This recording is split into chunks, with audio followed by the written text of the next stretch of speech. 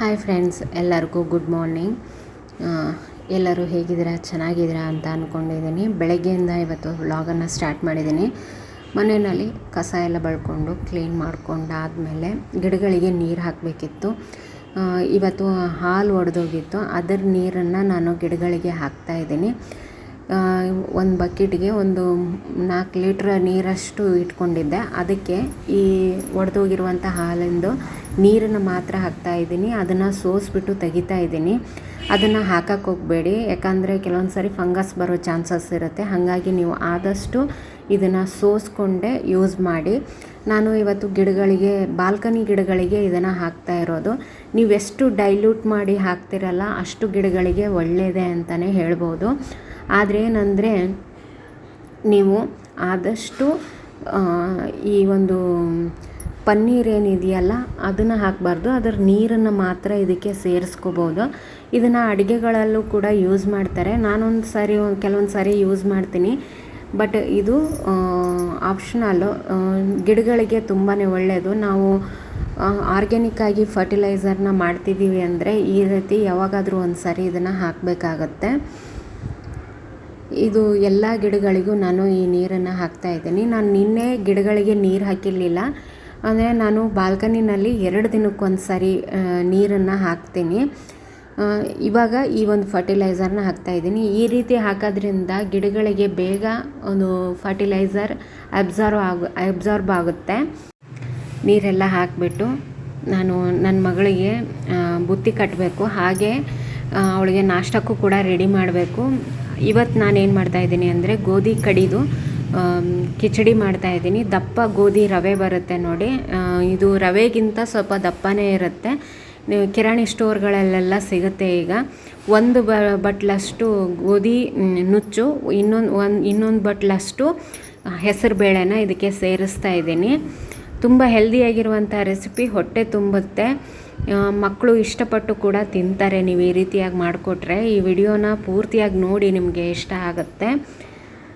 ಇದನ್ನು ಒಂದು ಸಾರಿ ಚೆನ್ನಾಗಿ ನೀರಲ್ಲಿ ತೊಳ್ಕೊಂಬಿಡಬೇಕು. ತೊಳ್ಕೊಂಬಿಟ್ಟು ನಾನಿಲ್ಲಿ 1 ಬಟ್ಲಷ್ಟು ಹೆಸರುಬೇಳೆ, 1 ಬಟ್ಲಷ್ಟು ಗೋಧಿ ನುಚ್ಚನ್ನು ತೊಗೊಂಡಿದ್ದೀನಿ. 5 ಬಟ್ಲಷ್ಟು ನೀರನ್ನು ಹಾಕ್ತಾಯಿದ್ದೀನಿ. ಇಷ್ಟು ಸರಿ ಹೋಗುತ್ತೆ. ನುಚ್ಚು ದಪ್ಪ ಇರೋದ್ರಿಂದ ಒಂಚೂರು ಜಾಸ್ತಿ ಹಾಕಬೇಕಷ್ಟೇ. ಹಾಗಾಗಿ ನಾನು 5 ಗ್ಲಾಸಷ್ಟು ನೀರನ್ನು ಇದಕ್ಕೆ ಹಾಕ್ತಾಯಿದ್ದೀನಿ. ನೀವು ಯಾವುದರಿಂದ ಅಳತೆ ತೊಗೊಂಡಿರ್ತೀರಲ್ಲ ಅದರಿಂದನೇ ಹಾಕಿ.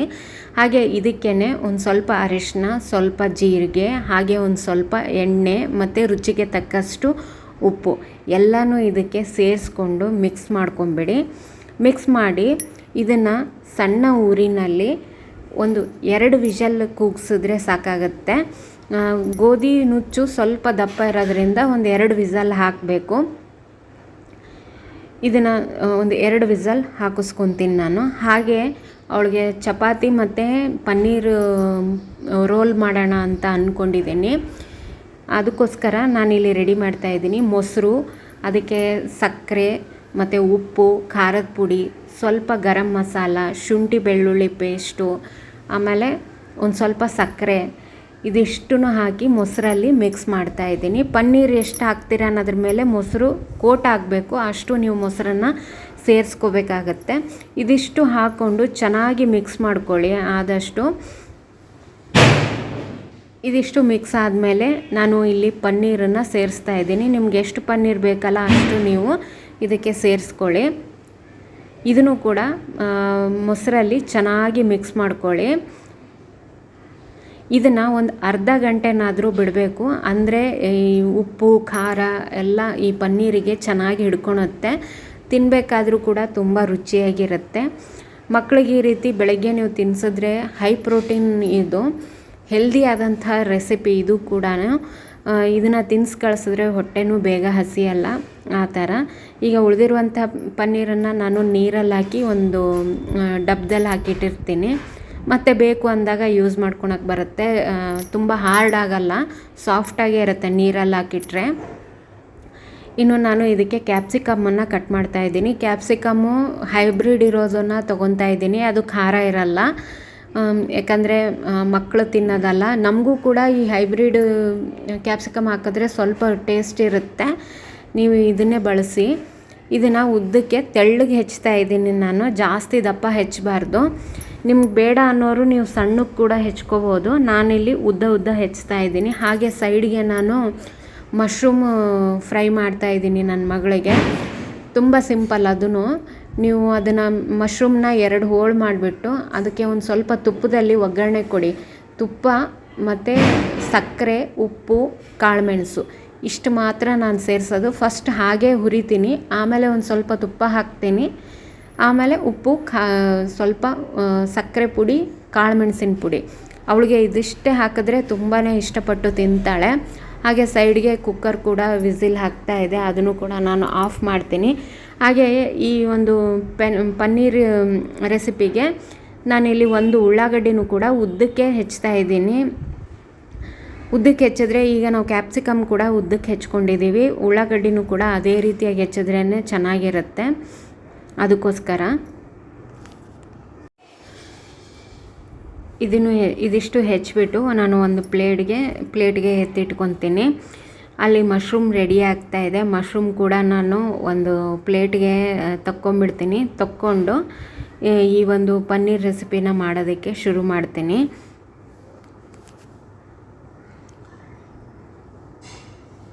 ಮಕ್ಕಳಿಗೆ ಬೆಳಗ್ಗೆ ಎದ್ದು ಏನು ಟಿಫಿನ್ ಕಟ್ಟಬೇಕು ಅಂತ ಅನ್ನೋ ಯೋಚನೆ ಇರಲ್ಲ. ಈ ರೀತಿಯಾದಂಥದ್ದನ್ನು ಕಟ್ಟಿದ್ರೆ ಮಕ್ಕಳು ಕೂಡ ಇಷ್ಟಪಟ್ಟು ತಿಂತಾರೆ. ಈ ಥರದ್ದನ್ನೆಲ್ಲ ನಾವು ಸ್ಕೂಲಿಗೆ ಲಂಚ್ ಬಾಕ್ಸಿಗೆಲ್ಲ ಕಳಿಸ್ಬೇಕಾದ್ರೆ ಸ್ವಲ್ಪ ಹೆಲ್ದಿಯಾಗಿರುವಂಥ ಫುಡ್ಡನ್ನು ಕೊಡಬೇಕಾಗತ್ತೆ. ಯಾಕಂದರೆ ಸಂಜೆಗೆ ಬರೋದು ನನ್ನ ಮಗಳಂತೂ.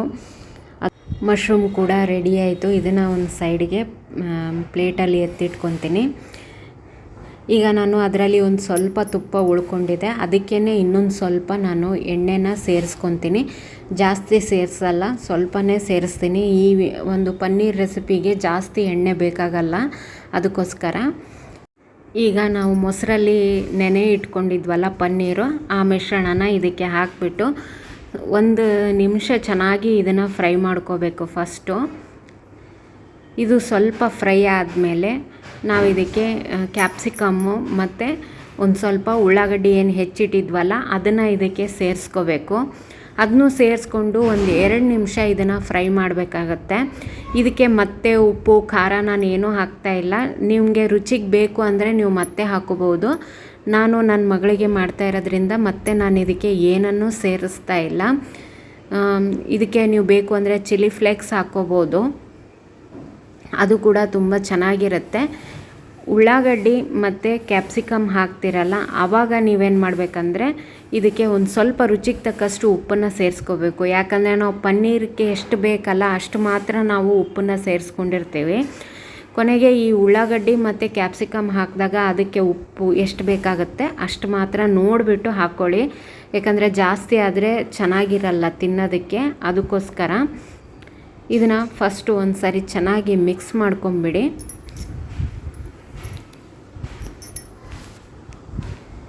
ಮಿಕ್ಸ್ ಮಾಡಿಬಿಟ್ಟು ರುಚಿಗೆ ತಕ್ಕಷ್ಟು ಉಪ್ಪನ್ನು ಇದಕ್ಕೆ ಹಾಕ್ಕೊಂಬಿಡಿ. ಸಕ್ಕರೆನ ನಾವು ಮೊಸರಲ್ಲಿ ಹಾಕಿರೋದ್ರಿಂದ ನಾನು ಮತ್ತೆ ಸೇರಿಸ್ತಾ ಇಲ್ಲ. ಸಕ್ಕರೆ ಆಪ್ಷನಲ್ಲು, ಬೇಕು ಅಂದರೆ ನೀವು ಇದಕ್ಕೆ ಆ್ಯಡ್ ಮಾಡ್ಕೋಬೋದು, ಇಲ್ಲ ಅಂದರೆ ಬಿಡ್ಬೋದು. ಈಗ ನೋಡಿ ಇದು ಎಲ್ಲ ಫ್ರೈ ಆಗಿದೆ, ತಿನ್ನೋದಕ್ಕೆ ರೆಡಿಯಾಗಿದೆ. ತುಂಬ ರುಚಿಯಾಗಿರುತ್ತೆ ಫ್ರೆಂಡ್ಸ್, ಒಂದು ಸಾರಿ ಟ್ರೈ ಮಾಡಿ. ಚಪಾತಿಗೆ ಮಾಡಿಸ್ದದ್ದು ಅಂತ ಹೇಳ್ಬೋದು, ರೋಲ್ಗೆ.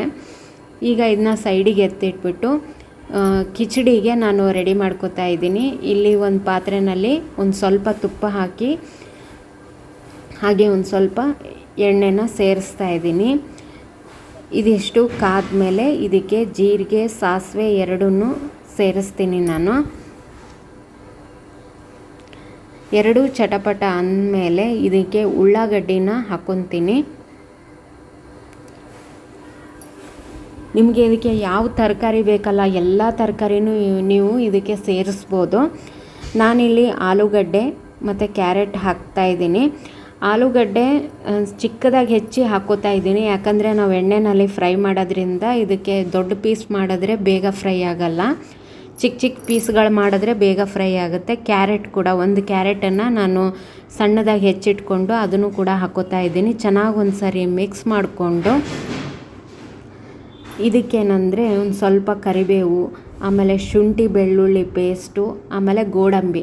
ನೀವು ಬೇಕು ಅಂದರೆ ಶೇಂಗಾ ಕೂಡ ಆ್ಯಡ್ ಮಾಡ್ಕೋಬೋದು. ನಾನು ಗೋಡಂಬಿನ ಹಾಕ್ತಾಯಿದ್ದೀನಿ. ಹಾಗೆ ಒಂದೆರಡು ಮಶ್ರೂಮನ್ನು ಇದಕ್ಕೆ ಸೇರಿಸ್ಕೊತಾ ಇದ್ದೀನಿ ನಾನು.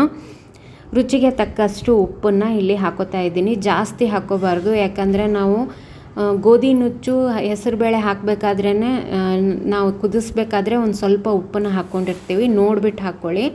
ಆಮೇಲೆ ಒಂದು ಸ್ವಲ್ಪ ಅರಿಶಿನ, ಸ್ವಲ್ಪ ಖಾರದ ಪುಡಿ. ನಾನಿಲ್ಲಿ ಖಾರದ ಪುಡಿ ಬಳಸ್ತಾ ಇದ್ದೀನಿ. ನೀವು ಮೆಣಸಿನ್ಕಾಯಿ ಕೂಡ ಬಳಸ್ಕೋಬೋದು, ಹಸಿ ಮೆಣಸಿನ್ಕಾಯಿ. ನಾನಿಲ್ಲಿ ಖಾರದ ಪುಡಿನ ಹಾಕ್ತಾಯಿದ್ದೀನಿ. ಇದನ್ನೆಲ್ಲನೂ ಚೆನ್ನಾಗಿ ಒಂದು ಸರಿ ಮಿಕ್ಸ್ ಮಾಡ್ಕೊಂಬಿಡಿ. ಇಲ್ಲಿ ನಾನು ಸ್ವಲ್ಪ ಕಾಳು ಮೆಣಸಿನ ಪುಡಿ ಹಾಕ್ತಾಯಿದ್ದೀನಿ. ಕಿಚಡಿಗೆ ಯಾವಾಗಲೂ ಕಾಳು ಮೆಣಸು ಹಾಕಿದ್ರೆ ತುಂಬ ರುಚಿ, ಬಟ್ ಇಡೀ ಕಾಳು ಮೆಣಸೇ ಹಾಕಬೇಕು. ನನ್ನ ಮಗಳಿಗೆ ಇಷ್ಟ ಆಗಲ್ಲ, ಹಾಗಾಗಿ ನಾನು ಆ ಕಾಳು ಮೆಣಸು ಹಾಕ್ತಾಯಿಲ್ಲ, ಅದ್ರ ಪೌಡ್ರನ್ನ ಇಲ್ಲಿ ಹಾಕ್ತಾಯಿದ್ದೀನಿ. ಅದು ಬಾಯಿಗೆ ಬಂದರೆ ಅವಳು ಇಷ್ಟಪಡಲ್ಲ, ಅದಕ್ಕೋಸ್ಕರ ನಾನು ಕಾಳು ಮೆಣಸಿನ ಪುಡಿ ಹಾಕ್ತಾಯಿದ್ದೀನಿ. ನೀವು ಗೋಧಿ ನುಚ್ಚು ಕುದಿಯೋಕೆ ಇಡಬೇಕಾದ್ರೇ ಕಾಳು ಮೆಣಸನ್ನು ಹಾಕ್ಕೋಬೋದು, ಅದು ಕೂಡ ಚೆನ್ನಾಗಿರುತ್ತೆ, ಫ್ಲೇವರ್ ಚೆನ್ನಾಗಿ ಬರುತ್ತೆ ಅದರಿಂದ ಪೌಡ್ರಿಗಿಂತ. ಇದನ್ನು ಎಲ್ಲನೂ ಚೆನ್ನಾಗಿ ಒಂದು ಸಾರಿ ಮಿಕ್ಸ್ ಮಾಡ್ಕೊಂಬಿಡಿ. ಕೊನೆಗೆ ಒಂದು ಸ್ವಲ್ಪ ಗರಂ ಮಸಾಲಾನ ನಾನು ಆ್ಯಡ್ ಮಾಡ್ತಾಯಿದ್ದೀನಿ. ಎಲ್ಲನೂ ಮಿಕ್ಸ್ ಮಾಡಿ ಸ್ವಲ್ಪ ನೀರನ್ನು ಇದಕ್ಕೆ ಸೇರಿಸ್ಕೊಳ್ಳಿ. ನೀರು ನಿಮಗೆ ಎಷ್ಟು ಹದ ಬೇಕಲ್ಲ ಅಷ್ಟು ಮಾತ್ರ ಹಾಕ್ಕೊಳ್ಳಿ. ಮೊದಲು ಸ್ವಲ್ಪನೇ ಹಾಕ್ಕೊಂಡು ಈ ತರಕಾರಿನೆಲ್ಲ ಒಂದು ಕುದಿ ಕುದಿಸ್ಕೊಳ್ಳಿ. ಒಂದೇ ಕುದಿ ಕುದಿಸಿದ್ರೆ ಸಾಕಾಗತ್ತೆ. ಹಾಗೆ ಇಲ್ಲಿ ಕಿಚಡಿನ ಕುದಿಯೋಕೆ ಇಟ್ಟಿದ್ವಲ್ಲ ಗೋಧಿ ನುಚ್ಚು, ಅದು ಹೇಗೆ ಕುದ್ದಿದೆ ಅಂತ ನೋಡೋಣ. ಇಲ್ಲಿ ನೋಡಿ, ಇದು ಚೆನ್ನಾಗಿ ಕುದ್ದಿದೆ. ನಾನು ಹೇಳಿರೋ ಅಳತೆಗೆ ನೀವು ಮಾಡಿದ್ರೆ ಈ ರೀತಿಯಾಗಿ ಚೆನ್ನಾಗಿ ಕುದಿಯುತ್ತೆ ನೋಡಿ. ಈ ರೀತಿ ಮೆತ್ತಗೆ ಕುದ್ರೆ ಸಾಕಾಗತ್ತೆ. ಚೆನ್ನಾಗಿ ಚಮಚೆಯಿಂದ ಮೊಗಚಬೇಕು. ಮೊಗಚಿದ್ರೆ ಚೆನ್ನಾಗಿ ಮೆತ್ತಗಾಗತ್ತೆ. ಎಲ್ಲ ಹೆಸರುಬೇಳೆ ಆಮೇಲೆ ಗೋಧಿ ನುಚ್ಚು ಎಲ್ಲ ಮಿಕ್ಸ್ ಆಗುತ್ತೆ. ಈಗ ಇದಕ್ಕೇ ಈ ಕುದ್ದಿರುವಂಥ ಒಂದು ಕುದಿ ಬಂದಿರುವಂತಹ ಒಗ್ಗರಣೆ ಏನಿದೆಯಲ್ಲ ಅದನ್ನು ಈ ಗೋಧಿ ನುಚ್ಚಿನಕ್ಕೆ ನಾನು ಹಾಕ್ಕೊತೀನಿ. ಇದನ್ನ ಹಾಕ್ಕೊಂಡು ಮತ್ತೆ ಒಂದು 2 ನಿಮಿಷ ಚೆನ್ನಾಗಿ ಕುದಿಸ್ಕೊಂಡ್ಬಿಟ್ರೆ ಸಾಕಾಗುತ್ತೆ. ಇದನ್ನು ಒಂದು ಸರಿ ಚೆನ್ನಾಗಿ ಮಿಕ್ಸ್ ಮಾಡ್ಕೊಂಬಿಡಿ. ಮಿಕ್ಸ್ ಮಾಡಿ ಒಂದು 2 ನಿಮಿಷ ಬಿಟ್ಟರೆ ಸಾಕು, ಕಿಚಡಿ ರೆಡಿ ಆಗುತ್ತೆ. ತುಂಬ ಸಿಂಪಲ್ಲಾಗಿ ಕ್ವಿಕ್ಕಾಗಿ ಆಗುವಂಥ ಕಿಚಡಿ ಇದು. ನೀವು ಬೇಕು ಅಂದರೆ ಕುಕ್ಕರಲ್ಲೇ ಎಲ್ಲ ತರಕಾರಿ ಹಾಕಿಬಿಟ್ಟು ಒಗ್ಗರಣೆ ಕೊಟ್ಟರೂ ಕೂಡ ತೊಂದರೆ ಇಲ್ಲ, ತುಂಬ ಚೆನ್ನಾಗಾಗತ್ತೆ ನೋಡಿ. ಈಗ ಇದು ತುಂಬ ನೀರು ಥರ ಅನಿಸುತ್ತೆ, ಬಟ್ ಸ್ವಲ್ಪ ಹೊತ್ತಾದಂಗೆ ಇದು ಗಟ್ಟಿ ಆಗ್ತಾ ಬರುತ್ತೆ, ಯಾಕಂದರೆ ಹೆಸರುಬೇಳೆ ಹಾಕಿದ್ದೀವಿ, ಗೋಧಿ ನುಚ್ಚಿದೆ, ಹೀಗಾಗಿ ನೋಡಿ. ಈಗ 2 ನಿಮಿಷ ಕುದ್ದಾದಮೇಲೆ ಈ ರೀತಿಯಾಗಿದೆ. ಇದಕ್ಕೆ ನೀವು ಏನೆಲ್ಲ ತರಕಾರಿ ಬೇಕಲ್ಲ ಅದೆಲ್ಲನೂ ನೀವು ಇದಕ್ಕೆ ಸೇರಿಸ್ಕೋಬೋದು. ತುಂಬ ರುಚಿಯಾಗಿರುತ್ತೆ, ಹೆಲ್ದಿಯಾಗೂ ಕೂಡ. ನೀವು ಒಂದು ಸಾರಿ ಟ್ರೈ ಮಾಡಿ ಈ ಒಂದು ರೆಸಿಪಿನ. ಹಾಗೆ ಈ ವಿಡಿಯೋ ಇಷ್ಟ ಆದರೆ ಒಂದು ಲೈಕ್ ಕೂಡ ಮಾಡಿ ಫ್ರೆಂಡ್ಸ್. ನೋಡಿ, ಈಗ ಇದಿಷ್ಟು ಗಟ್ಟಿಯಾಗಿದೆ, ತಣ್ಣಗಾದಂಗೆ ಮತ್ತೆ ಗಟ್ಟಿಯಾಗುತ್ತೆ. ಲಂಚ್ ಬಾಕ್ಸ್ಗೆ ಹಾಕಬೇಕಾದ್ರೆ ಈ ರೀತಿಯಾಗಿ ಮಾಡಿಬಿಟ್ಟು ಹಾಕಬೇಕಾಗತ್ತೆ. ಇಲ್ಲಿ ನೋಡಿ, ಚಪಾತಿಗೆ ನಾನು ಈ ರೀತಿಯಾಗಿ ಆ ಪಲ್ಯನ ಇಟ್ಟುಬಿಟ್ಟು ಈ ರೀತಿ ಸುತ್ತಿ ನನ್ನ ಮಗಳಿಗೆ ಕೊಡ್ತೀನಿ.